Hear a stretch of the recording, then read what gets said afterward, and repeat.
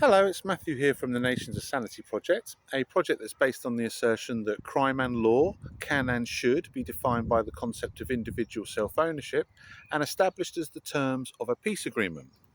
Now, this is essentially libertarian principles just carried through to its proper logical conclusion.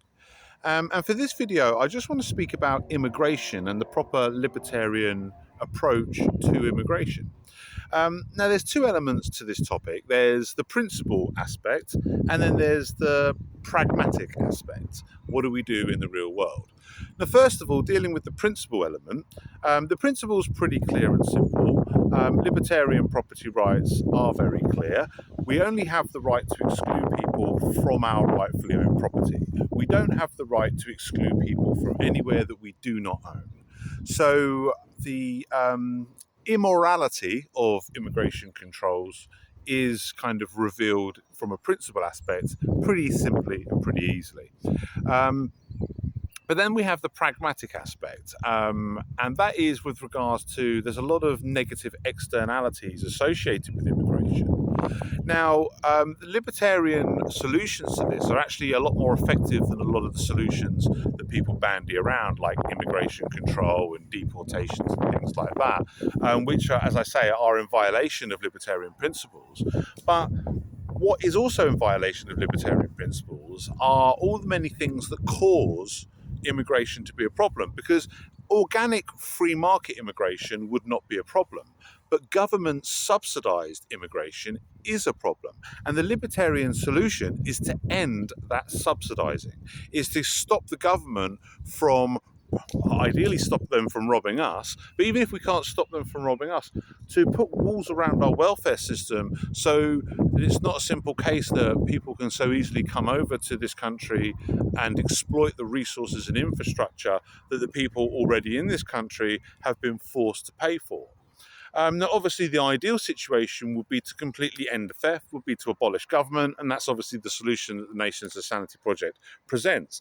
But even if we feel like that's too much of an ambitious goal and we want to make smaller steps, even the smaller steps that we can make, the libertarian steps are the more effective solutions to this problem. For example, even if we can't abolish the welfare system, even if we can reform it so that we can put walls around it so that it's not so easily exploited by outsiders, that alone would have a far more effective be a far more effective solution to the problems associated with immigration than things like immigration controls. You know, the people that are coming over here to exploit benefits are doing it for that purpose. They're not coming over here for the weather.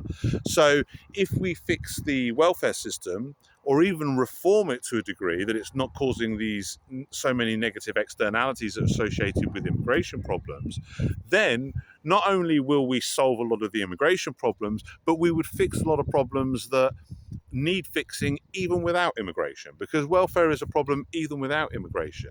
Our failure to properly protect and enforce property rights is a problem regardless of immigration, but immigration makes this problem worse. Now, if we fix welfare reform and law reform to properly protect property rights and to protect our welfare system from being so easily exploited, then those would be more effective solutions to the problems associated with immigration, and they would be fully in line with libertarian principles.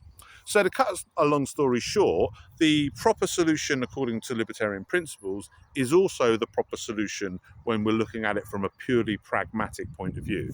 And for those that say that welfare reform is too unrealistic and we'll never be able to get the government to do that, well, why do you think you're going to be able to get the government to enforce the immigration controls that you may want? You know, if we can get the government to do one thing, we can get the government to do the other. And if we can't get the government to do one thing, then we can't get them to do the other. So it doesn't really ring true that one is an unrealistic utopian dream and the other is a kind of more realistic, pragmatic approach, when at the end of the day, both should be equally achievable. But the difference is that immigration restrictions is just more government to fix problems that government themselves are causing, and it will just cause more problems because it's more market interference.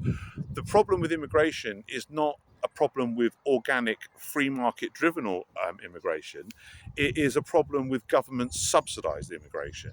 So to fix that, we end the subsidising, and then we fix a lot of the problems associated with immigration, but we also fix a lot of problems that need fixing in our society, even if immigration was not a thing. So I hope that all makes sense. I hope that puts the immigration issue to bed. I'm very open to debating this with people who think that immigration controls are a libertarian solution or a good solution, even irrespective of libertarian principles. They would be both wrong on they would be wrong on both counts.